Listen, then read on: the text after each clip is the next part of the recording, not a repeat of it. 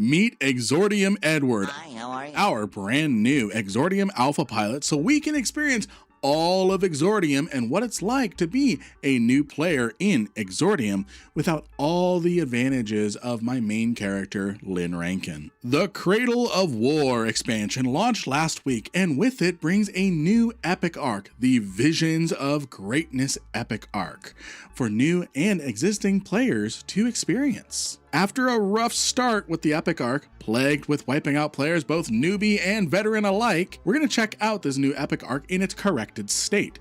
And I'm going to walk you through how to complete this epic arc so you can progress through the new Epic Hero achievement. This is going to be the start of our epic arc guides. Don't pay attention to the guide that we already did on Fractured Legacy, though do give it a watch. So that way you can work your way up, gaining standings with the factions of New Eden, get great loot along the way, and earn that epic hero achievement in EVE Online that I mentioned earlier. EVE Online is too big to explore alone. Let's explore it together. Welcome back, everyone. I'm Lynn Rankin. I've spent a long time in New Eden, and I'm here to share what I've learned and continue to learn in this amazing game we call EVE. With the Cradle of War, a new epic arc has been introduced geared towards new players, but it's not locked out, so veterans can also take part in it. Now, if you've held off on doing this epic arc because it was murdering players left, right, and center, even if you were a well-equipped veteran, I understand. But Fenris Creations has taken a stab at balancing the epic arc, and now simply, you just can't die. In the June 12th patch, a new hull resistance bonus was applied that effectively makes your frigate unkillable, so long as you don't AFK in the epic arc all day long with the NPCs. You don't need to worry about bringing any ships for this epic arc, and in fact, I would discourage it, since you will be given all of the ships and equipment you need in this epic arc. And at the end, you get to keep all of them. So as a new player, bonus, you get a lot of free stuff. As a veteran player, it will just be more stuff strewn about your asset window. But hey, you'll get the epic arc done. The epic arc starts in the new Air Trade Station and Manifest. While we're flying there, I'll explain what the epic arc Visions of Greatness is all about. As part of the air pilot training program in Exordium, each empire's military experts have gathered historical records and data and used that to create brand new simulations to teach Capsuleers about pivotal moments in each of the Empire's cultural and military histories, with some quite obvious embellishments, because it is propaganda. This epic arc is to introduce players to the Empires and help them choose a side they would want to support in factional warfare and the military campaigns introduced in the expansion. We have arrived at Manifest and at the new air trade stations. Now the air trade station is fully completed and ready to be used as a trade hub for new players to experience EVE Online and be a central point in Exordium. Inside, we will need to speak with the agent Cassandra to get started with the epic arc. They introduce us to the concept of the epic arc and hand you over to the Executive General Tarigo of the Caldari state, who is currently leading the campaign in the Syndicate region to attempt to hold on to the recently annexed holdings. She will invite you to join her at the Caldari Embassy in the Caldari Embassy constellation. Once you arrive, you will be able to start a conversation with her to begin the Caldari mission in the epic arc, the Caldari Prime Breakout, a pivotal moment that separated the Caldari state from the Galente Federation just over 200 years ago, including the sacrifice of Admiral Torval Toba when they crashed their Chimera into Galente Prime to buy time for the escaping Caldari vessels, leaving their homeworld behind. For the mission, you will be provided with a supply crate with a Merlin, railgun, remote shield repairer, and a jamming module, and an afterburner. I did not do this here, but I recommend stripping any weapons from your Corvette so that way you can fit it onto your ships throughout the epic arc just for a little extra DPS. You will thank me later. You will need to make sure you have at least 500,000 ISK and the time available to train for each Empire's frigate skills, as well as the modules you will be equipping to your frigates. If you don't want to wait the time in order to train these skills, you can use my recruiter link down in the description to get 1 million free skill points by becoming my recruit. This way you can instantly train the skills needed for each epic arc mission rather than having to wait. As these are highly themed, you do need to use the provided ship.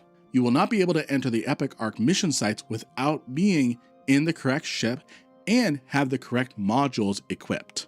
And in order to progress through the missions, you will need the modules they provide you. The Caldari Breakout mission is particularly frustrating due to the RNG involved with jamming, but we'll get to it. Once we're set up, we can go ahead and set destination to the mission site and start the epic arc. Once we arrive at the Caldari Breakout mission, we're given a brief introduction to the historical significance and then take the acceleration gate. You will arrive within a group of Badger transports, and Gallente frigates will arrive to warp disrupt them. You cannot damage the frigates, and the objective is to jam each of them in order for the transports to get away. With all missions in this epic arc, completing certain objectives provide a bonus amount of ISK, which typically accounts for 1 million ISK each. This is the most frustrating part of the entire epic arc, so remember that it only gets easier from here.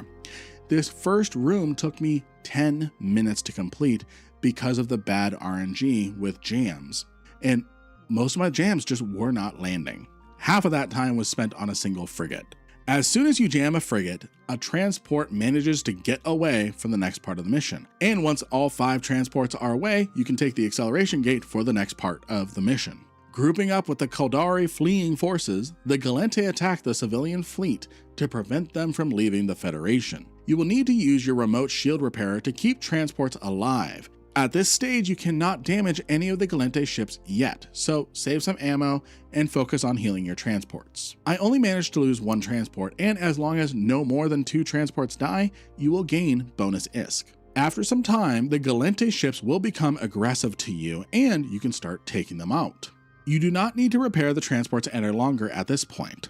Admiral Toville will warp off in their Chimera, and you will need to destroy the 10 enemies in order to progress through the mission. You will get some lore snippets while you make your way through the enemies. This was a slog and took forever. Again, the Caldari Breakout mission is the longest and most tedious of the missions in the epic arc, and it gets easier from here, I promise. Next, we're going to be going to the Minmatar Embassy constellation and meeting with General Fimir. And he recounts the victory at the Battle of Pator that sparked the Minmatar Rebellion. After getting set up in our provided rifter with a target painter, data analyzer, and an extra weapon from our Merlin, we can go into the site. The objective here is we need to hack all 3 of the Amarr turret platforms in order for the Minmatar fleet to arrive and conduct a ground and space assault of Pator to liberate it. For a brand new character, these hacks can be difficult if you have low hacking skills. You can learn more about exploration in my exploration introduction video, linked in the description. But for a quick rehash with hacking, most data caches have hostile enemies inside, so only open them as a last resort. Any node that is surrounded on all 6 sides is automatically a safe node, and if that center node is actually hostile, that means the system core you're looking for is in one of the surrounding 6 nodes. Hunt down the system core and hack it to win. You need to hack the 3 Amarr turret platforms and do so rather quickly. You only have 4 minutes. It is warned that the turrets will eventually become unhacked. Whether this is true or just flair for the bonus objective, I haven't been able to find out yet. Once the turrets have been hacked, an Amarr supercarrier will arrive and launch fighters. Use your target painter and weapons to take them out. After the fighters have been taken out, you can then attack the supercarrier. This can take some time, but this is because the NPCs take time to actually contribute meaningful damage and progress the story along. After the supercarrier goes down, the Battle of Pator is won, and you can proceed on to the Amarr mission.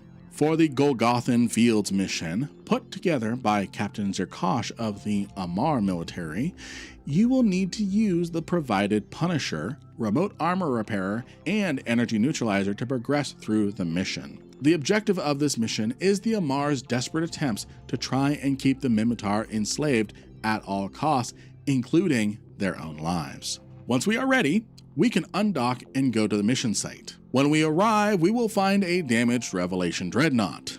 Our objective is to use our remote armor repairer to repair the Dreadnought and fend off attackers. I actually forgot my ammo in station by mistake and I had to warp out and come back, but it made no difference. After some time, the Revelation will warp to the next room. Follow it through the acceleration gate. There we will need to defend the Revelation from Mimitar ships to free up the Revelation for the final room. Once all the Mimitar ships are destroyed, enter the acceleration gate. In the final room of the Golgothan Fields mission, the Revelation will face off against a Mimitar Naglafar Dreadnought.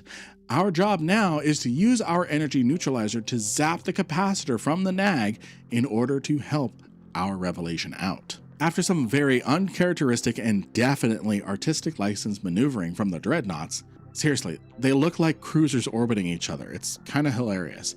The Nag will be drained of its capacitor and the Revelation can't hold out much longer, initiating self-destruct to take the Mimitar Dreadnought down with them. While a Pyrrhic victory was achieved here, the Mimitar rebellion continued.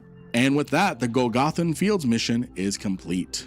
We are now on to the final mission of the epic arc, Intaki Liberation with the Gallente Federation. Constructed by Vice Admiral Ravelli of the Federation Navy, it will recount the Federation's efforts to liberate the Intaki from the Caldari state and end their occupation that led to the foundation of the Intaki Syndicate. That is until recently when the Caldari once again annexed Intaki territory. With our Tristan equipped with a railgun, a laser from our Punisher, a sensor dampener, and 5 hobgoblins, and you will need drone skills, and I recommend level 3 drones to help you along with this mission, we are ready to go. When we arrive, a battle is taking place between the Caldari state, Intaki, and Federation.